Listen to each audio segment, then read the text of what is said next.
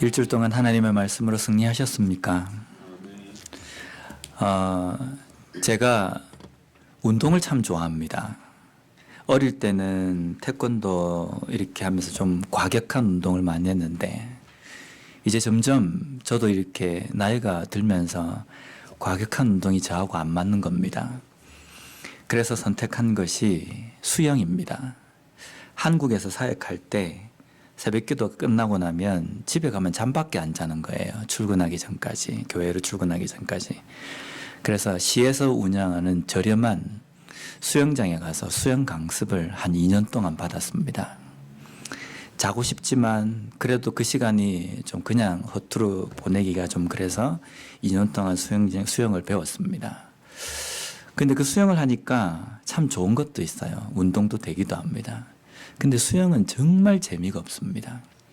수영하는 동안에 보이는 것은 수영장 바닥밖에 없어요. 들리는 것은 물소리밖에 없습니다. 제가 오레곤에 있을 때 수영을 좀 이렇게 개인적으로 운동을 하면서 한 1시간 동안 안 쉬고 수영을 하기도 했습니다. 이렇게 하다 보면 어깨가 아파서 이제 더 이상 못 쪄서 그냥 그만두고 뭐 1시간 정도 이렇게 하면 1시간 동안 정말 지루합니다. 그런데 그 1시간 동안 가만히 수영을 하다 보면요. 귀에 아무 소리도 잘 안 들리고 보이는 것은 땅바닥밖에 없지만 여러 생각을 머릿속에서 합니다. 이번 주 주일 설교는 어떤 내용인데 오늘 아침에 묵상할 때 이런 내용이었는데 과연 이게 뭘까? 이런 생각을 하게 됩니다. 근데 이제 거기서 하다가 한 2년 정도 수영을 쉬다가 여기 와서 수영을 어떻게 하면 할 수 있을까 그런데 다행히 저희 집 앞에 시에서 운영하는 수영장이 생겼어요. 그래서 거기서 이제 수영을 시작을 했는데 야, 내가 1시간 정도 안 쉬고 수영을 했으니까 한 30분 정도는 그냥 쉽게 할 수 있겠구나 그렇게 했는데 웬걸요. 한 3바퀴 돌고 나면요. 심장이 터져서 죽을 것 같은 겁니다. 막 이렇게 온몸이 찌릿찌릿하면서 막 이렇게 익사할 것 같은 그런 느낌 있잖아요. 그래도 그 고개를 들고 보면은 5분도 채 안 지난 겁니다. 내가 왜 이렇게 됐지? 내가 벌써 늙었나? 근데 이곳이 좀 지대가 높아가지고 숨이 차는 걸까? 그 핑계를 대는데 가만히 보면 문제는 뭡니까? 꾸준히 안 했다는 겁니다. 내가 옛날에 그렇게 했기 때문에 지금도 내가 그렇게 할 수 있을 것이다. 이런 가락으로 하면 안 됩니다. 아무리 소질이 있고 아무리 능력이 있다 할지라도 꾸준하게 연습해 온 사람은 이길 수가 없다는 겁니다. 우리의 믿음도 똑같습니다. 우리의 믿음도 내가 과거에 이러한 신앙이었고 과거에 내가 이런 열정을 가졌기 때문에 지금도 나에게 이런 열정이 있다. 다만 내가 숨기고 있는 것이다. 내가 이 열정을 바라는 어떤 시기가 딱 됐을 때 내가 우악 하고 터뜨리면 감당도 못할 것이다. 우리가 이렇게 신앙생활 할 때가 있습니다. 그런데 결코 그렇지 않습니다. 우리의 믿음은 현상 유지가 있을 수 없어요. 현상 유지를 하기 위해서는 계속 달려야 합니다. 계속 달려도 때로는 넘어지고 계속 달려도 때로는 주저앉기도 합니다. 그래서 우리가 넘어지지 않기 위해서는 계속적으로 달려야 합니다. 내가 옛날에 그랬기 때문에 지금도 그럴 것이다. 우리의 믿음 가운데에서도 분명히 훈련이 필요하다는 겁니다. 꾸준히 하나님의 말씀 앞에서 나 자신을 깎고 또 깎고 사도 바울이 이야기한 것처럼 날마다 나는 나 자신을 채찍질을 치고 하나님 앞에서 나는 항상 죽는 작업을 한다 라는 그 고백처럼 우리가 하나님의 말씀 앞에서 그러한 훈련의 과정이 있을 때에 우리의 신앙은 성숙되고 성장되어진다는 겁니다. 오늘 말씀을 통해서 우리가 어떻게 신앙의 성숙을 우리가 얻을 수 있으며 또 성장된 그러한 그리스도인으로 살아가기 위해서는 우리가 어떻게 해야 하는지를 말씀을 통해서 살펴보는 시간이 되었으면 좋겠습니다. 먼저 11절 말씀을 우리 함께 읽어보도록 하겠습니다.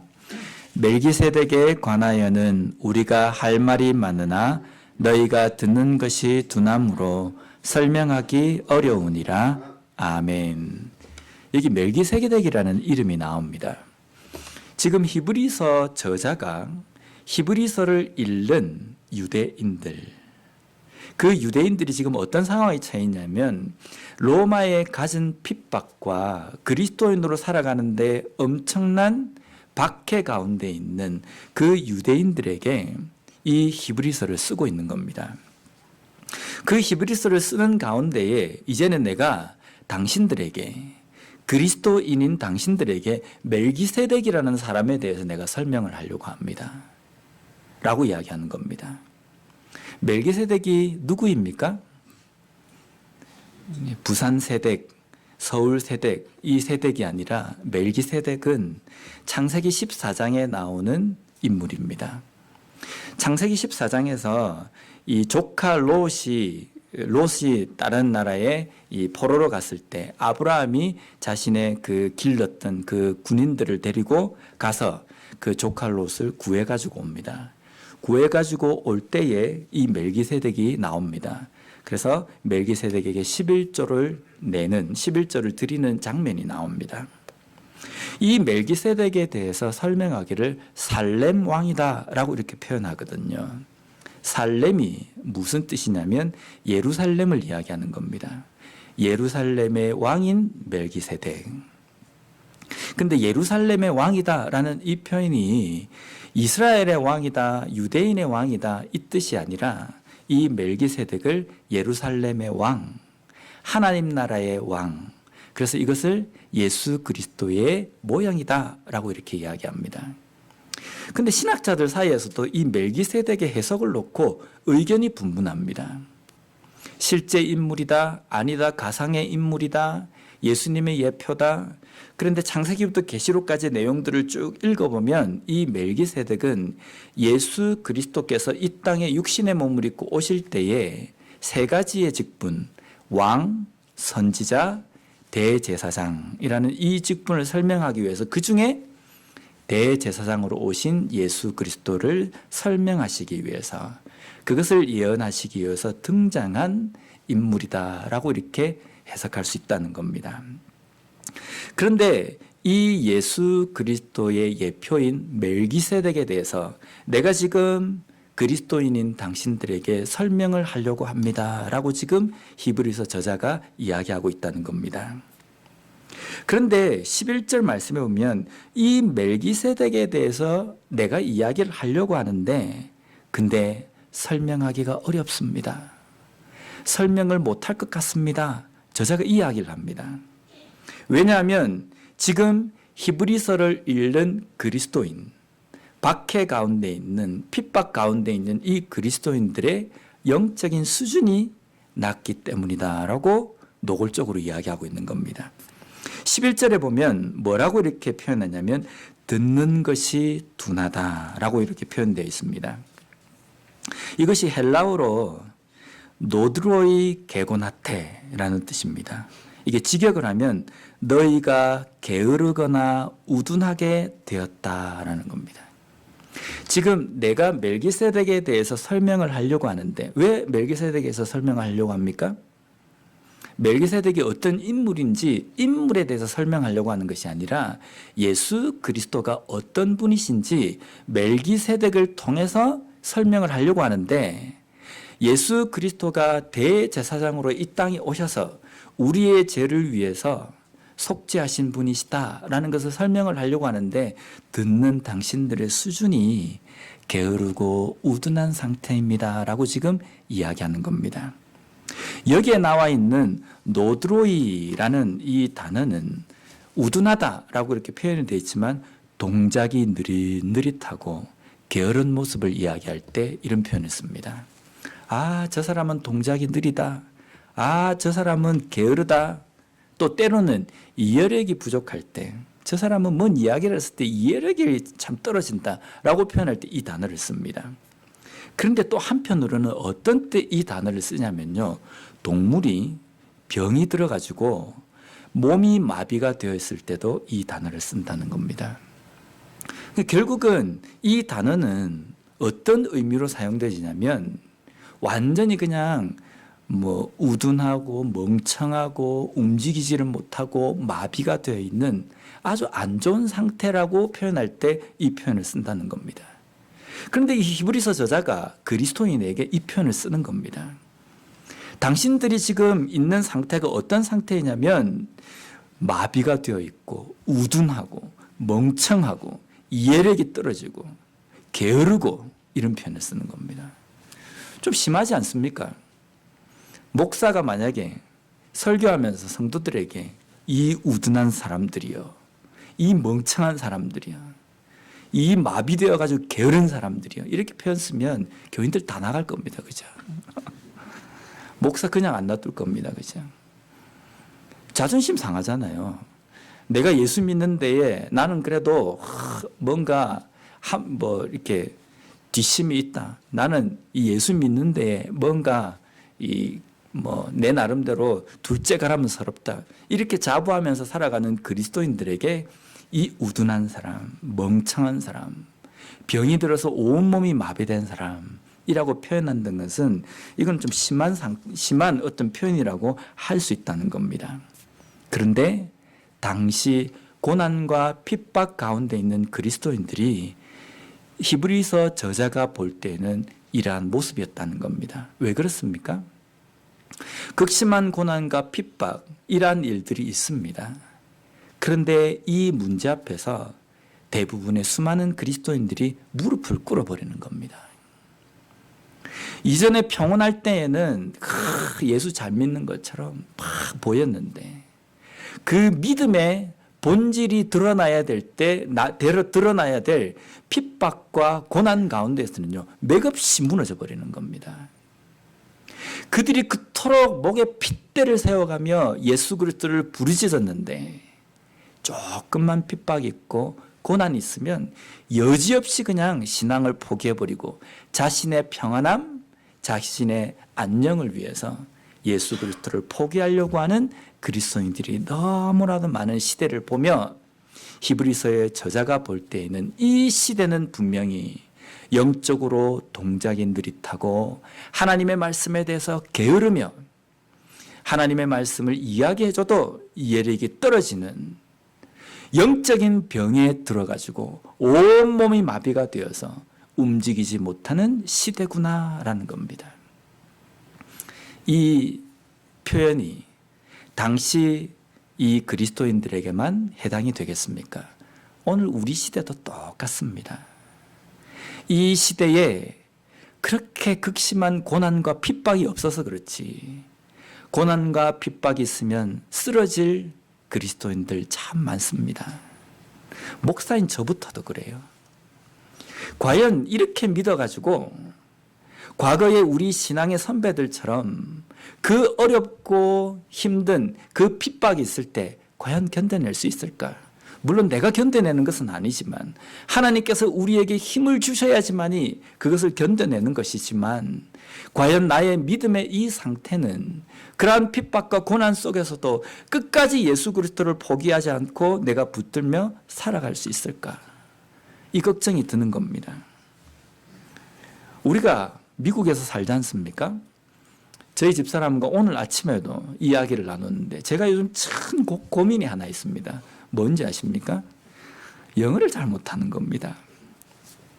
주일날마다 일부 때 티나 집사님과 유네미 집사님 같이 이제 성경부를 하는데도 이게 답답한 거예요. 제가 있는 이걸 갖다가 명쾌하게 막 설명을 하려고 하는데 한글로 설명하면 유네미 집사님이 듣고 이걸 통역을 해서 티나 집사님한테 하는데 이게 한 달이 거치니까 이게 전달이 안 되는 겁니다. 그러니까 어떤 때는 내가 영어를 좀 잘했으면 이런 생각이 듭니다. 내가 어떻게 하면 영어를 잘해서 이 미국 생활을 잘 적응할 것인가? 이것이 이민사회에 살아가는 우리들의 가장 큰 고민이지 않습니까? 근데 과연 우리 속에 이런 고민은 있습니까? 내가 이 시대의 그리스도인으로 살아가면서 어떻게 하면 하나님의 말씀에 밝히 알고 깨달음으로 말미암아 이 시대의 진정한 그리스도인으로 내가 적응하며 살아갈 수 있을까? 혹시 이런 고민은 해보셨습니까? 어쩌면 우리의 삶이 하나님의 말씀을 들어도 제대로 깨닫지 못하는 우매한 시대, 게으른, 하나님의 말씀을 알려고 하는데 부지런하지도 않고 게으른 이러한 시대, 영적으로 병에 걸려서 마비된 시대를 살아가고 있지 않는가라는 생각이 듭니다. 적어도 제 자신입니다. 50년 정도 살았으면 믿음적으로 볼 때 이거는 거의 전문가 수준이 돼야 되지 않습니까? 그런데 저 자신을 보면 안 그런 것 같아요. 뭐 조그만 걱정이 생기면 거기에 모든 신경이 다 가버리는 겁니다. 입으로는 모든 염려 주님께 맡기세요 떠들면서 실제 내 삶에서 어떤 걱정거리, 문제가 있을 때에 하나님께 맡기고 정말 하나님만 의지해 나가는 그런 당당한 모습이 아니라 진짜 못난 모습, 쪼잔한 모습이 제 삶에도 있다는 겁니다. 50년 동안 믿었는데 신앙이 이것밖에 되지 않는가? 한심스러울 때가 한두 번이 아닙니다. 우리가 지금 나의 믿음의 상태가 내가 믿은 연차만큼 정말 전문가 수준이 되어 있는가? 우리가 다시 한번 돌아보는 시간이 되었으면 좋겠습니다. 계속해서 12절 말씀을 한번 다 같이 읽어보도록 하겠습니다. 시작.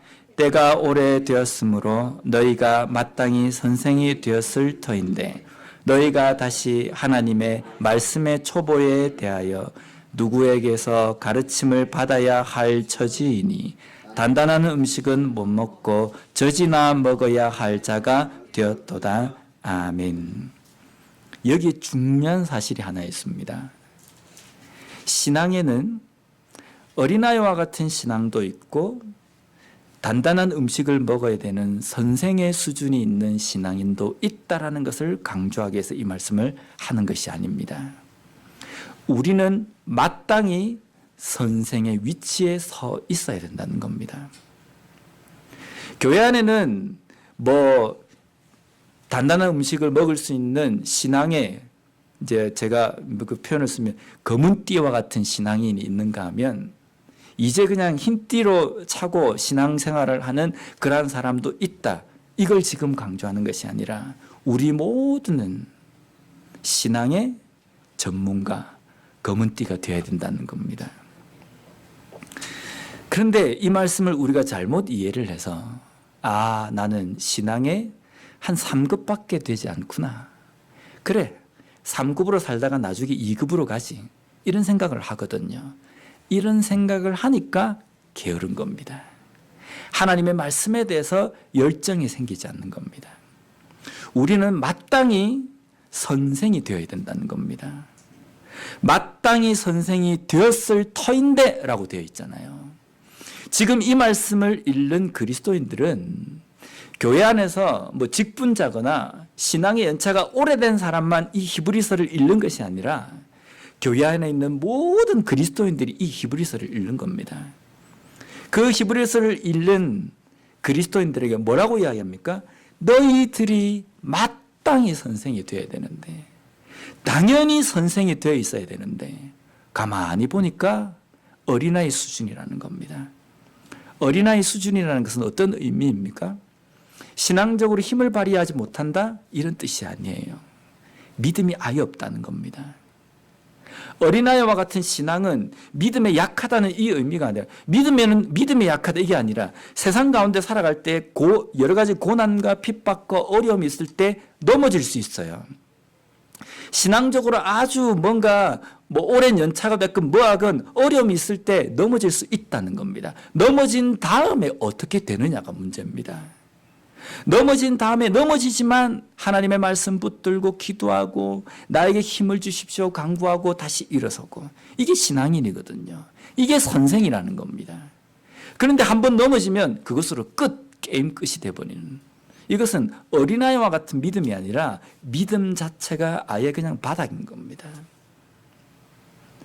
그런데 그 선생이 되어야 되는 자리에 있는 그리스도인들이 핍박과 고난과 어려움 앞에서 무릎을 꿇어버리는 모습이 히브리서 저자의 눈에는 믿음이 없는, 아예 그냥 신앙 자체가 없는 사람으로 보여진다는 겁니다. 여기에 나와 있는 선생으로 해석되어 있는 헬라어 디다스칼로이라는 이 단어는 이 신약 성경에서 선생이라는 표현을 쓸 때 자주 사용되어지는 단어입니다. 예수님을 향해서 사람들이 선생님이라고 표현할 때도 이 단어를 사용했습니다. 근데 이 선생이라는 이 단어가 지식적으로 빠삭한 사람을 이야기할 때 이 선생이라는 단어를 사용하지 않습니다. 지식적으로 아는 것을 잘 깨닫고 그 깨달은 대로 삶을 그렇게 추구하며 살아가는 사람을 이야기할 때, 리더를 이야기할 때 이 단어를 사용한다는 겁니다. 머리만 빠삭하고 성경에 대해서 지식을 많이 알고 이것을 지금 이야기하는 것이 아니라 하나님의 말씀을 듣고 그 들은 말씀대로 삶을 살아가는 삶, 그걸 보고 지금 선생이라고 이야기하는 겁니다. 너희가 다 마땅히 선생이 되어야 할 텐데 라는 이 뜻은 성경에 대해서 많은 지식을 알아야 될 터인데 누군가에게 성경에 대해서 가르쳐야 할 그러한 위치가 될 텐데 이 말이 아니라 삶에서 이론적으로 알고 있는 말씀과 깨달았던 그 내용이 삶에서 힘으로 발휘되어야 되는데 그렇게 되지 못한다는 겁니다. 이론만 빠삭한 그리스도인, 이건 그리스도인이 아닙니다. 우리의 믿음은요, 이론이 아니라 실제입니다. 내가 하나님의 말씀에 대해서 얼마나 많이 아느냐? 이게 중요한 게 아니에요. 내가 하나님의 말씀에 대해서 얼마나 내 삶에서 열매를 맺으며 그러한 삶을 살고 있느냐? 이게 중요한 겁니다. 나는 예수님의 존재에 대해서 안다. 우리만 아는 줄 아십니까?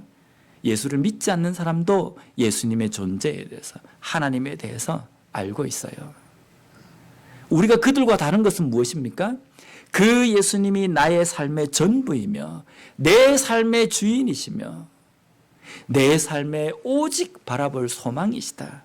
이러한 고백을 가지며 어떠한 힘든 상황과 어떠한 문제와 어떠한 유혹과 어떠한 더 좋은 것이 있어도 예수님을 포기하지 않는 것이 그들과 다른 겁니다. 근데 우리의 앞에서 고난과 어려움과 때로는 더 좋은 것들이 일어나면 너무나도 쉽게 예수를 포기해버리잖아요. 예수가 차선으로 밀려나지 않습니까? 그럼 이게 세상 사람들과 뭐가 다른 겁니까? 선생이라는 것은 어떠한 상황 속에서도 예수를 우선으로 생각하고 예수를 온전히 붙들며 포기하지 않고 살아가는 삶이 되는, 그것을 지금 선생이라고 이야기한다는 겁니다. 그런데 그러한 위치에 있어야 될 사람들이 누구에게 가르침을 받아야 될 처지가 되었다는 겁니다. 여전히 그냥 젖이나 먹을 유아기 단계에, 초보의 단계, 시작도 못하는 단계에 되어 있다는 겁니다. 여기 보면 말씀의 초보라는 이 표현이 나오는데 이것을 루터는 어떻게 해석을 했냐면요, ABC도 모른다, 가나다도 모른다, 이렇게 지금 이야기하는 겁니다. 이렇게 해석을 했습니다. 말씀의 초보다라는 것은 말씀을 읽어서 이제 시작하는 단계다, 이게 아닙니다. 글도 못 읽는다는 겁니다.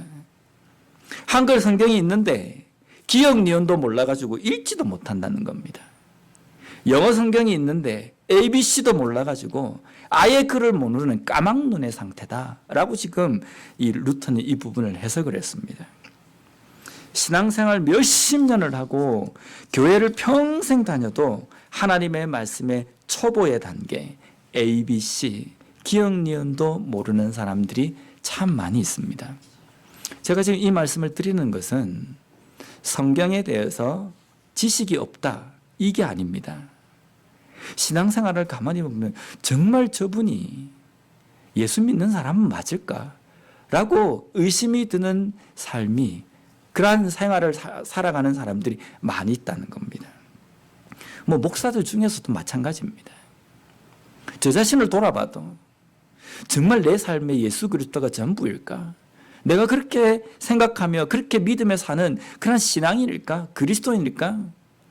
제가 제 삶을 볼 때도 혀가 끌끌 차질 때도 많이 있습니다. 별거 아닌 문제에 욱하고 별거 아닌 문제에 모든 신경과 걱정이 쏠려 있고, 조금만 힘들면 원망, 조금만 어려우면 뭐 평안. 여러분 어떤 상황 속에서도 평안해야 됩니다. 말은 잘하죠. 저 이야기입니다. 말은 잘하면서 실제 내 삶에 그런 문제가 생기면 여지없이 세상 사람들과 똑같이 믿음은 어디 갔는지, 하나님께서 우리에게 주신다는 그 평안은 어디에 갔는지, 정말 그리스도인인가 의심스러울 정도로 삶을 살아가고 있다는 겁니다. 영적 침체, 영적으로 퇴보한 상태를 젖을 먹는 상태라고 표현하고 있다는 겁니다. 한번 보십시오. 이 사람이 태어나서, 아기가 태어나가지고 어릴 때에는 젖을 먹잖아요. 그죠?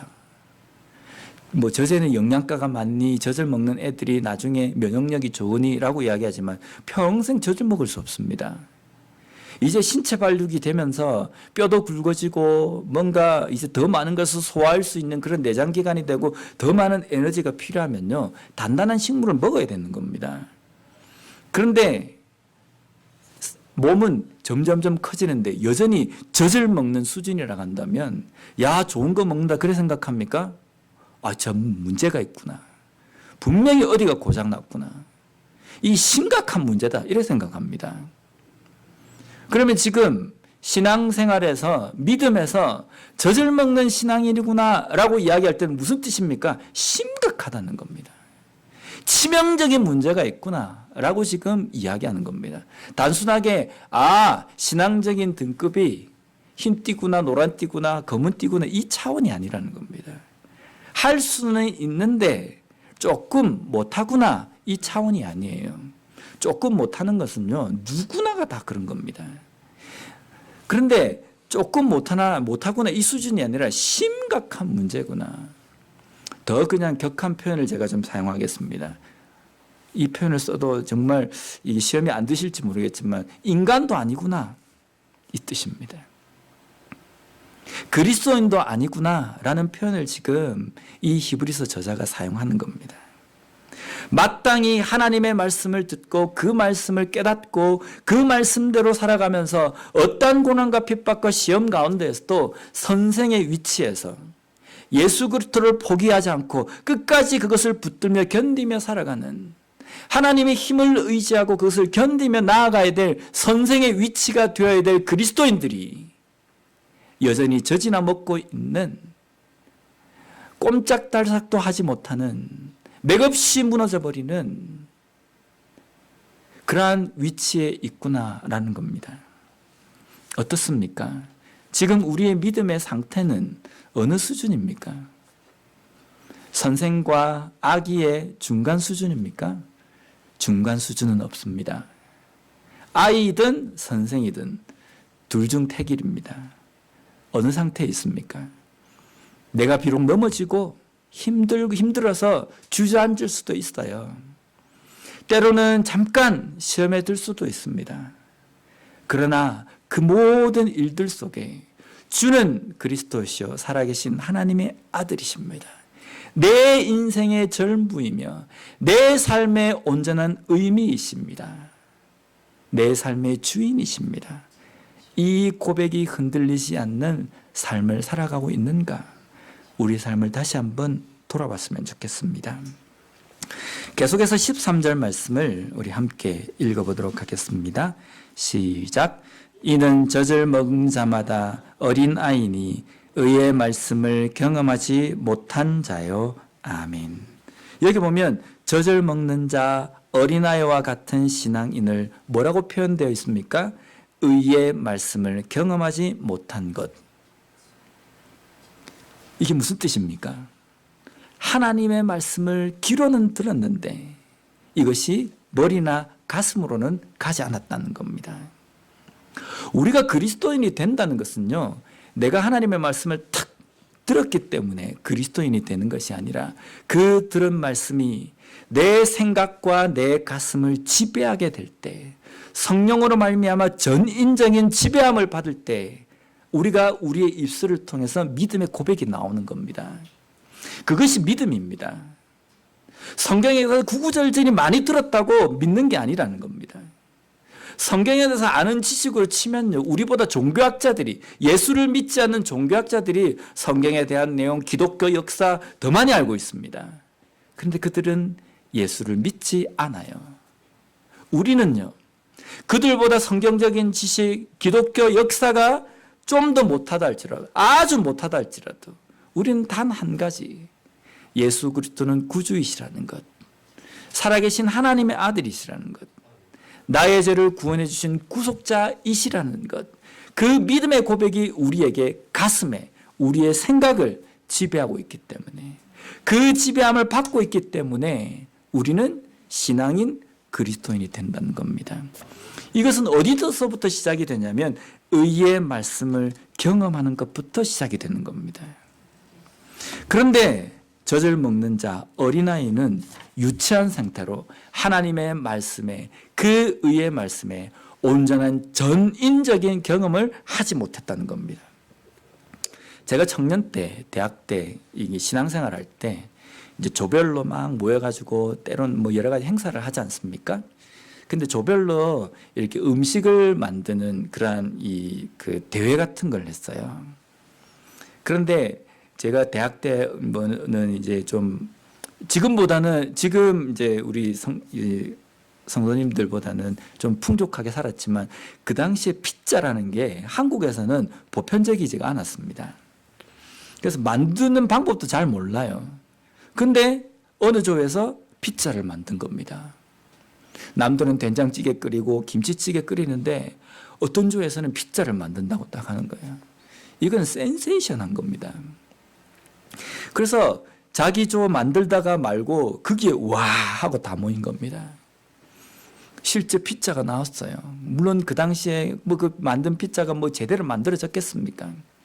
피자 비슷하게 그냥 우리나라 파전에 그 위에다가 뭐 이렇게 소시지 썰어 놓은 거 이게 올라간 게 그게 답니다.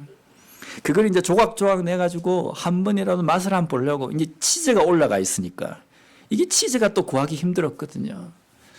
그거 한번 먹어보려고 사람들이 한 조각씩 먹은 겁니다. 그때 야 이게 피자구나 이렇게 생각했거든요. 근데 그 일이 있고 난 다음에 선배 중에 한 사람이 교회를 안 나오는 겁니다. 그래서 왜 안 나올까 이렇게 가보니까 그 선배가 이런 이야기를 하는 겁니다. 그때 요리대회 할 때 지그들끼리 먹고 내보고 무보라 소리 안 하더라. 그래서 나 교회 안 나갈란다. 이렇게 이야기하는 겁니다. 유치하죠, 그죠? 야, 어떻게 저렇게 유치할까? 그것도 대학생입니다. 그래도 신앙생활 그래도 좀 했다는 사람입니다. 근데 교회 안 나오는 이유가요. 피자 좀 무보라 소리 안 했다고. 나중에 계속 찾아가서 후배들이 나오세요. 그러니까 이 쌤 한 몇 번 이렇게 이야기하는 거 그저 사실 나오는 겁니다. 유치하잖아요, 그죠? 근데 우리도 똑같습니다. 나름대로 내가 신앙을 포기하는 이유, 내가 예수를 믿는 것을 잠깐 멈추는 이유, 나름대로 이유가 있어요. 다른 사람은 유치한 이유일지 모르지만 내가 신앙생활을 지금 쉬고 있는 것은 이런 타당한 이유가 있다라고 이야기하지만 한번 뒤집어서 생각해 봅시다. 어떠한 타당한 이유, 합당한 이유가 있다 할지라도 그 이유와 예수 그리스도를 바꿀 수 있냐는 겁니다. 나에게 이런 문제가 있기 때문에 교회에서 내가 이런 상처를 받았기 때문에 나는 교회 안 나간다. 물론 교회 나가는 것과 신앙생활은 이렇게 완벽히 100% 맞다. 교회 안 나오면 신앙생활 안 하는 것이다. 이 말뜻은 아닙니다. 근데 교회 안 나오는 거 보면 신앙생활 어떻게 하는지 답이 나와요. 왜냐하면 하나님께서 우리에게 명령하신 명령들이 있지 않습니까? 그 명령들이 교회 안에서 많이 이루어지지 않습니까? 그럼 내가 교회를 안 나가겠다라는 이것은요, 하나님께서 명령하신 그 명령들 중에 이것을 내가 안 하겠다는 것과 똑같은 겁니다. 교회를 안 나와서 신앙생활 더 열심히 할 수 있다면 얼마든지 그것은 권장할 수 있는 일이에요. 근데 안 나가면 안 하니까 문제라는 겁니다. 근데 내가 이 문제 때문에 내가 신앙생활 내가 접는다, 포기한다 하는 그 이유들 보면 유치해요. 우리가 생각할 때 유치가 아니라 예수 그리스도와 비교했을 때 유치한 겁니다. 어떻게 예수님을 저런 것과 엿바꿔 먹어버릴까? 어떻게 우리의 인생의 주인이 되신 예수 그리스도, 나를 구원해 주신 그 구원의 은혜를 저런 것 갖고 그냥 바꿔버릴까? 이렇게 보일 때가 너무나도 많다는 겁니다. 정말 예수 그리스도가 전부라고 한다면요, 교회에서 상처를 받아도 어떻게 해서든지 그 안에서 하나님의 말씀으로 내가 다시금 훈련받고 하나님 이것 좀 호전되게 해주십시오, 그렇게 기도하는 게 그게 진정한 믿음이라는 겁니다. 그런데 우리는 조금 내 마음의 수만 틀리면 제일 먼저 하는 게 뭡니까? 믿음을 접어버리잖아요. 그죠? 이게 문제라는 겁니다. 그때 가만히 내가 정말 이래서 내가 진짜 이제 자꾸만 제가 이게 표현을 쓸 때 제가 경상도 사람이라 가지고 이게 뭔가 유한 표현을 쓰면 제 마음이 의미가 전달이 안 되는 겁니다. 그래서 때로는 제가 표현을 쓸 때 과격한 표현을 쓰는데 경상도에서는 그게 일상적인 표현이거든요. 지역 간의 차이라고 이렇게 생각해 주시고 그냥 좀 양해해 주셨으면 좋겠습니다. 내가 어떤 문제 때문에 막 수가 틀리고 내가 이 교회를 때려쳐버려야지 이렇게 생각이 들 때 다시 한번 뒤에서 한 걸음 뒤로 물러서서 생각을 해보십시오. 지금 내가 겪는 이 문제와 예수 그리스도를 바꿀 수 있는 문제인가? 지금 히브리서 저자가 히브리서를 읽는 그리스도인들에게 무엇을 지금 이야기하냐면요, 히브리서 저자들, 이 읽는 수신자들은 어마어마한 큰 박해와 고난 가운데 있습니다.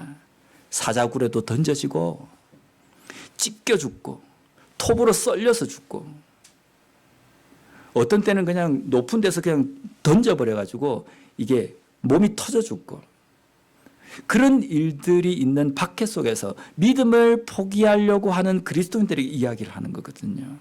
이 이야기를 하면서도 지금 뭐라고 하냐면 안다, 내가 다 안다. 여러분들이 그 어렵고 힘든 상황을 견뎌내지 못하는 것 내가 충분히 이해합니다. 그러나 예수 그리스도를 붙드십시오, 이렇게 지금 표현하는 게 아닙니다. 그 극심하고 어려운 핍박 가운데 있는 그리스도인들이 뭐라고 그러냐면 당신들이 지금 선택하려고 하는 그것은 믿음도 아닙니다. 젖이나 먹는 사람 구실도 못하는 그러한 그리스도인입니다. 지금 노골적으로 이 표현을 쓰는 겁니다. 그러면 이 시대에 우리가 겪는 어려움이 당시 그리스도인들이 겪는 그 박해와 고난에 비해서 큽니까? 크면 이해돼요. 근데 크지 않잖아요. 별 문제 아닌 거. 피자 좀 먹어보라고 안 했다고 교회 안 나오고. 이런 문제 때문에 신앙을 접는 모습이 당시 그리스도인들의 모습에 비해서는 너무너무 유치한 겁니다. 그러면 오늘 우리도 이 소리를 들어야 합니다. 그것은 믿음도 아니다. 젖이나 먹는 신앙도 없는 상태다. 이런 노골적인 책망을 우리가 들어야 된다는 겁니다. 예수님께서 나의 죄를 위해서 죽어주셨는데 그 죽어주신 예수 그리스도께 내 삶을 다 드린다고 고백하면서 왜 내 자존심 하나는 못 드립니까? 왜 내 삶에 조금 불편한 것 못 드립니까? 얼마든지 드릴 수 있잖아요. 우리가 어떤 핑계를 대고 어떤 이유를 댄다 할지라도 예수 그리스도를 포기하는 데에는 이유가 될 수 없습니다. 믿음을 접고 믿음을 게을리하는 것과는 도무지 이것은 양해가 되지 않는 문제라는 겁니다. 그래서 어떠한 어려움과 힘든 상황 속에서 예수 그리스도를 붙들고 말씀을 붙들고 살아가는 이것만큼은 놓지 말아야 된다는 겁니다. 딴 것은 다 포기하고 양보할 수 있어도 예수 그리스도만큼은 내가 포기할 수 없다. 이 생각이 있는 것이 진정한 그리스도인이고 신앙인이라는 겁니다. 이런 진정한 그리스도인 신앙인들은요, 야, 내가 요즘 시간이 없어서 말씀 못 읽겠다, 이런 핑계 안 됩니다. 없는 시간 속에서도 시간을 내어서 말씀을 읽으려고 해요. 내가 요즘 시간이 없어서 기도를 못한다. 없는 시간을 내서라도 기도는 하려고 합니다. 밥을 못 먹을지언정, 내가 좋아하는 연속극은 못 본다 할지라도 내가 기도는 하고 말씀은 본다. 이것이 선생이 되어 있는 진정한 그리스도인들이 택하는 삶의 방향이라는 겁니다. 마지막으로 14절 말씀에는 하나님의 말씀으로 장성한 자는 어떻게 되며 어떤 상태가 되는지에 대해서 말씀하고 있습니다. 함께 읽어보도록 하겠습니다. 시작. 장성한 자의 것이 그들은 지각을 사용함으로 연단을 받아 선악을 분별하는 자들이니라. 아멘. 여기 보면 단단한 음식을 먹는 사람, 이건 앞에 나와 있는 어떤 것과 동일한 의미입니까? 선생이라는 겁니다. 선생은 의의 말씀을 경험한 자입니다. 하나님의 말씀에 있는 그 뜻을 경험하고 그 뜻대로 삶을 살아가는 삶입니다. 단단한 음식을 먹는 장성한 자. 이것이 오늘날 그리스도인인 우리가 되어야 될 겁니다. 오늘 처음 교회를 나왔건 신앙생활을 몇십 년을 했건 동일하게 하나님의 말씀에 경험을 하고 의의 말씀을 깨달은 사람이라고 한다면 주는 그리스도시요 살아계신 하나님의 아들이십니다. 나를 영원한 멸망 가운데서 구원해 주신 유일한 구주이십니다. 이 고백을 하는 순간부터 우리는 선생이 되어야 된다는 겁니다. 장성한 자가 되어야 되고 그 어떠한 단단한 것도 우리 속에 들어와도 능히 씹어내고 소화를 시킬 수 있는 그 수준이 되어야 된다는 겁니다. 이 단단한 음식을 먹는 장성한 자는 여기 보면 지각을 사용한다라고 되어 있잖아요. 지각을 사용한다라는 것은 머리를 굴린다 이 뜻이 아니라 머리부터 발끝까지 육신과 내 정신과 가슴, 열정 모든 전인적으로 하나님의 말씀을 아는 데에 집중되어져 있다는 겁니다. 하나님의 말씀은요, 머리로만 깨닫는 것도 아니고 가슴의 열정으로만 깨닫는 것도 아닙니다. 내 삶에서 그냥 행동으로만 나타나는 것도 아니고 내 삶 전체를 지배하는 전인적인 경험이 하나님의 말씀을 경험하는, 의의 말씀을 경험하는 모습이라는 겁니다. 여기에 보면 지각을 사용함으로 말미암아 연단을 받는다라고 이렇게 표현되어 있는데 이 연단을 받다라는 헬라어가 게김나스메나라는 이 헬라어인데 이게 원래 단어는 무슨 뜻이냐면 벌거벗다라는 뜻입니다. 우리가 이 과거 로마 시대의 이 그 그림이나 벽화 같은 데 보면 운동하는 장면이 많이 나옵니다. 이렇게 사람들이 창을 던지거나 아니면 이렇게 운동선수들이 운동하는 장면이 나오거든요. 그 운동하는 장면 가만히 보면 그 운동선수들이 옷차림이 어떻습니까? 벌거벗어 있습니다. 다 벗고 합니다. 무슨 이유인지는 모르지만 당시 운동선수들은 벌거벗었습니다. 그래서 이 단어 벌거벗다라는 이 단어가 당시에 어떤 때 사용되었냐면 운동선수가 훈련을 하고 경기를 하기 위해서 열심히 훈련하고 연단을 받는 것, 이 표현을 사용할 때 이 단어를 쓰는 겁니다. 그래서 우리가 하나님 앞에 연단을 받는다라는 것은 운동선수가 초보의 수준부터 하나하나 배워가면서 완전히 전문가가 되기 위해서 경기에 나가서 좋은 성적을 얻기 위해서 피땀 흘린 노력을 하는 그것을 지금 이야기하는 겁니다. 우리가 신앙적인 단련은요, 운동선수들이 극심한 훈련을 견뎌내고 좀 쉬고 싶고 편하고 싶고 뭔가 좀 자고 싶고 라는 이러한 것들도 다 접고 오직 내가 그 경기에서 이겨야 된다, 승리해야 된다는 이 목표 하나만을 가지고 모든 고통을 견뎌내듯이 우리가 믿음적으로 연단을 받아야 된다는 겁니다. 그 연단을 받아야지 이 연단을 받는 사람이 장성한 자, 단단한 식물을 먹는 자, 선생, 진정한 그리스도인이 된다는 겁니다. 사탄은요, 시대가 흐르면 흐를수록 정말 교묘한 방법으로 그리스도인들을 공략해요. 새로운 방법이 나오면 사탄이 연구를 해서 어떻게 하면 그리스도인들을 그냥 잡아먹을까? 옛날에는 그냥 핍박만 주면 되는데 요즘은 핍박 줘서는 안 되니까 어떻게 하면 경하게 사탕을 주기도 하고 뭐 삶에 아무런 문제가 없이 그냥 다 잘 되게 하고 이런 것들로 인해 가지고 게으르게 만들고 이렇게 해서 뭐 그냥 이제 표현을 쓰면요. 그리스도인을 넘어지게 하는 연구소에서 사탄이 연구소 소장인데 그리스도인을 공격하는 방법은 날이 갈수록 치밀해지고 아주 과학적으로 변해가는 겁니다. 근데 실제 그들이 타겟으로 삼고 있는 그리스도인 안에서는 무슨 일이 일어납니까? 어떻게 하면 내가 믿음적으로 연단을 받을 것인가?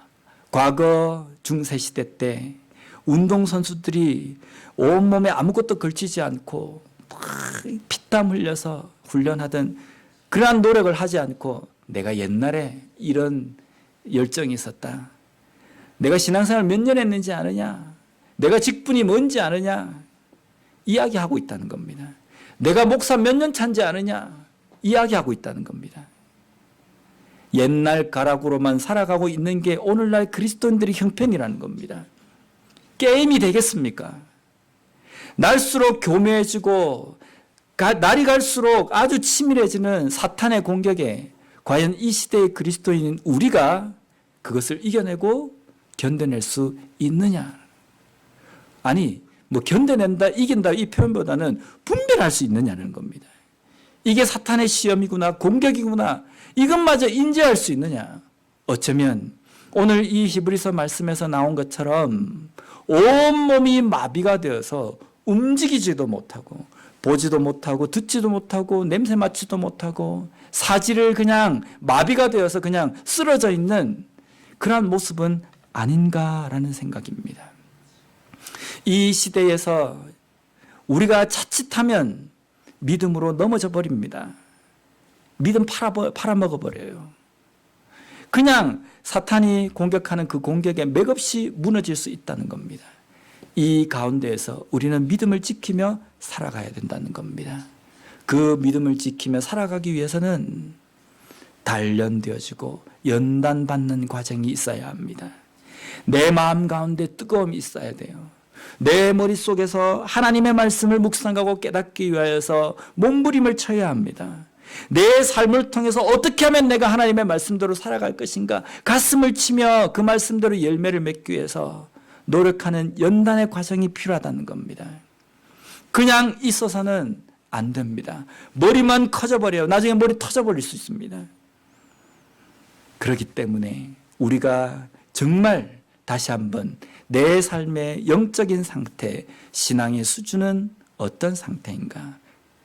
나는 과연 하나님의 말씀에 대한 열정, 그 연단에 대해서 갈망을 하며 살아가고 있는가?